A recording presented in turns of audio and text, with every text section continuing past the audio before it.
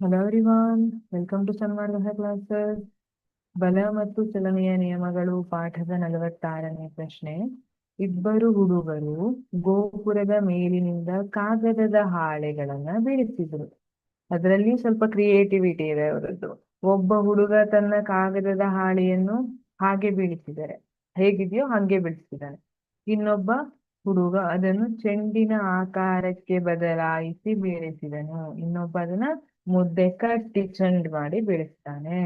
ಯಾವ ಕಾಗದದ ಹಾಳೆ ಮೊದಲು ನೆಲವನ್ನು ತಲುಪುತ್ತದೆ, ಏಕೆ ಎಂದು ವಿವರಿಸಿ ಅಂತ ನಾನು ಪ್ರಶ್ನೆ ಕೇಳಿದ ತಕ್ಷಣ ನೀವೇನಂದ್ರಿ, ಮ್ಯಾಮ್ ಚೆಂಡಿನ ಆಕಾರದ ಮೊದಲು ಬೀಳ್ತಿದೆ ಅಂತಂದ್ರಿ.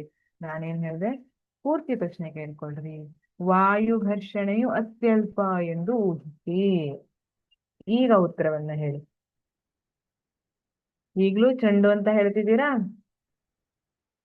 ಯಾವಾಗ್ಲೂ ನೆನ್ಪಿಟ್ಕೊಳ್ಳಿ, ವಾಯು ಘರ್ಷಣೆ ಇಲ್ಲ ಅಂದ್ರೆ, ವಾಯು ಪ್ರತಿರೋಧ ಇಲ್ಲ ಅಂದ್ರೆ ಭೂಮಿ ಏನು ಎಳಿತಾ ಇರ್ತದಲ್ಲ, ಅವೆರಡು ಒಂದೇ ಸಮಯಕ್ಕೆ ಹೋಗಿ ಭೂಮಿಯನ್ನ ತಲುಪುತ್ತವೆ. ಅದರಲ್ಲಿ ವಾಯು ಪ್ರತಿರೋಧ ಇರಬಾರ್ದು. ಹಾಗಾಗಿ ಗಾಳಿಯ ಪ್ರತಿರೋಧದ ಅನುಪಸ್ಥಿತಿಯಲ್ಲಿ ಗುರುತ್ವಾಕರ್ಷಣೆಯು ಎಲ್ಲಾ ವಸ್ತುಗಳನ್ನು ಅವುಗಳ ಆಕಾರವನ್ನ ಲೆಕ್ಕಿಸದೆ ಒಂದೇ ದರದಲ್ಲಿ ವೇಗಗೊಳಿಸುವುದರಿಂದ ಎರಡೂ ಹಾಳೆಗಳು ಒಂದೇ ಸಮಯದಲ್ಲಿ ನೆಲವನ್ನ ತಲುಪ್ತವೆ. ಇಲ್ಲಿ ಬಹಳ ಮುಖ್ಯವಾದ ಒಂದು ಕಾನ್ಸೆಪ್ಟ್ ಏನಿರುತ್ತೆ ಅಂದ್ರೆ, ಅಲ್ಲಿ ವಾಯು ಪ್ರತಿರೋಧ ಇರಬಾರ್ದು.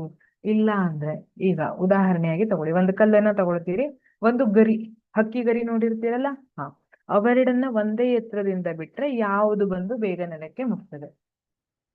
ಕಲ್ಲು ಬಂದು ಬೀಳ್ತದೆ ಮ್ಯಾಮ್. ಹೇಳ್ತಿದ್ದೀರಾ? ಕರೆಕ್ಟ್ ಇದ್ದೀರಿ. ಈಗ ನಾನು ಹೇಳ್ತೀನಿ, ಅಲ್ಲಿ ವಾಯು ಪ್ರತಿರೋಧ ಇಲ್ಲ. ಈಗ ಏನಾಗ್ತದೆ?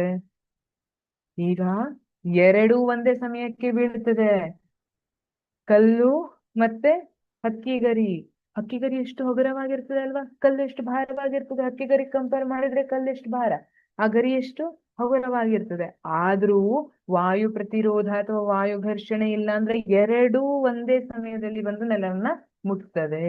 ಆದ್ರೆ ನಾವು ದೈನಂದಿನ ಜೀವನದಲ್ಲಿ ನೋಡುವಾಗ ವಾಯು ಘರ್ಷಣೆ ಇರುವಂತ ಕಾರಣಕ್ಕೆ ಗರಿ ತೇಲ್ಕೊಂಡು ಬಂದು ಭೂಮಿ ತಲುಪೋ ತನಕ ಕಲ್ಲು ಆಲ್ರೆಡಿ ಭೂಮಿಯನ್ನ ತಲುಪಿರ್ತದೆ.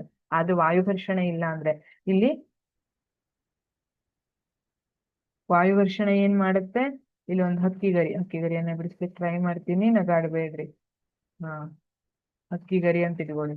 ಇಲ್ಲಿ ವಾಯು ಘರ್ಷಣೆ ಇದ್ರೆ ಏನ್ ಮಾಡುತ್ತೆ, ಇದು ವಾಯು ಈ ಹಕ್ಕಿಯ ಗರಿ ಮೇಲೆ ಆಕ್ಟ್ ಆಗ್ತಾ ಇರುತ್ತೆ.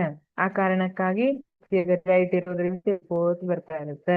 ಆದ್ರೆ ಇಲ್ಲಿ ವಾಯು ಘರ್ಷಣೆ ಇಲ್ಲ ಅಂದ್ರೆ ಒಂದೇ ಸಮಯಕ್ಕೆ ಬಂದು ಭೂಮಿಯನ್ನ ತಲುಪುತ್ತೆ. ಯಾಕೆಂದ್ರೆ ಗುರುತ್ವಾಕರ್ಷಣೆಯು ಎಲ್ಲಾ ವಸ್ತುಗಳನ್ನ ಅವುಗಳ ಆಕಾರವನ್ನ ಲೆಕ್ಕಿಸದೆ ಒಂದೇ ದರದಲ್ಲಿ ವೇಗಗೊಳಿಸ್ತದೆ.